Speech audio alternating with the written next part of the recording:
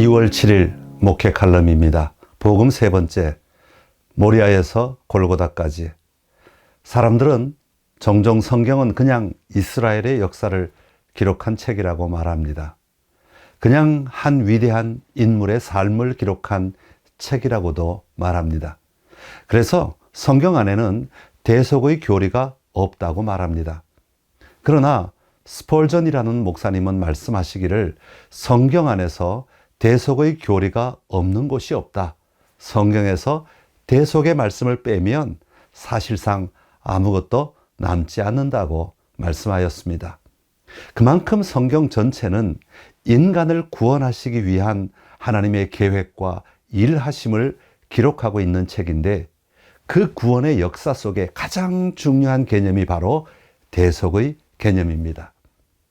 아담과 하와가 죄를 범했을 때 그들의 눈이 밝아졌습니다.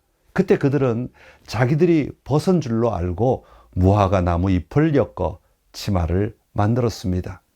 하나님이 부르실 때 그들은 벗었으므로 두려워하여 숨었다고 말합니다. 그런 그들에게 하나님은 가죽옷을 입혀 주셨습니다. 가죽옷은 어떻게 만들어집니까? 짐승을 죽여야 만들 수 있는 것입니다. 하나님은 생명을 희생하여 만든 가죽옷으로 죄의 수치를 가려 주신 것입니다. 그때 이후로 제사 제도가 생겼습니다. 하나님께서 아브라함을 부르셨습니다. 하나님은 아브라함에게 내 아들, 내 사랑하는 독자를 모리아 땅으로 가서 거기서 그를 번제로 드리라고 말씀하십니다. 아브라함은 순종하여 그 땅으로 갑니다. 그때 아들 이삭이 묻습니다. 불과 나무는 있는데 번제할 어린 양은 어디에 있습니까? 그때 아브라함이 대답합니다. 번제할 어린 양은 하나님이 자기를 위하여 친히 준비하시리라.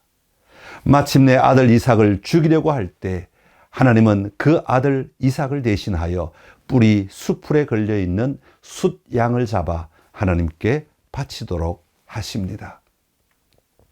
하나님이 아브라함의 아들 이삭을 대신하여 죽게 될 숫양을 준비하신 것입니다.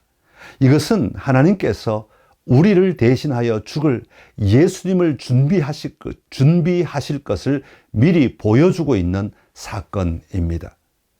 그러니까 이삭은 죄로 인해 죽을 수밖에 없는 인간의 모습을 대표하는 것입니다. 그리고 자기 아들 이삭을 번제로 드리기 위해 모리아산으로 데리고 가는 아브라함은 자기 아들을 대속적 죽음을 위해 십자가에 내어주시는 하나님을 예시하고 있습니다. 나중에 이 모리아산 위에 예루살렘 성전이 세워지게 되고 바로 예수님께서 십자가에 달려 돌아가신 골고다 언덕이 되었습니다. 이스라엘 백성이 출애굽할 때 출애굽의 가장 중심에 놓인 사건은 바로 유월절 어린 양의 사건입니다. 바로에게 10가지 재앙을 내리게 되는데 10번째 재앙이 바로 모든 집에 첫 번째 난 것은 다 죽게 되는 것입니다. 그때 유월절 어린 양의 피를 집 문설주에 바르면 죽음이 그 집을 넘어가게 된 것입니다. 이 유월절 어린 양 때문에 죽음이 지나가고 생명을 누리게 된 것입니다. 나중에 예수님은 자신이 바로 유월절 어린 양이라고 말씀하셨습니다. 바울도 고린도전서 5장 7절에서 유월절 양 곧 그리스도라고 선포하였습니다. 이스라엘은 바로 유월절 사건이 일어난 그달을 유대인의 달력에서 첫 달로 삼았습니다. 한 해의 시작이 되었다는 말입니다. 또한 구약에는 다양한 제사 제도가 있습니다. 제사를 드리는 사람이 제물인 짐승의 머리에 안수한 후 죽이고 그 피를 제단에 뿌리는 방식입니다. 구약의 제사 제도는 두 종류입니다. 하나는 속죄제와 속건제입니다. 이것은 하나님께 범죄하여 용서를 갈구하는 죄인으로서 드리는 것입니다. 이를 통해 구주로서의 하나님께 나아가는 것입니다. 그리고 또 하나는 화목제와 소제입니다. 이것은 하나님께 의존하여 살아가야 하는 피조물로서 인간의 모습을 표현하는 것입니다. 여기서 하나님은 창조주로서의 하나님을 드러내고 있습니다. 이처럼 성경에는 피의 제사 이야기로 가득합니다.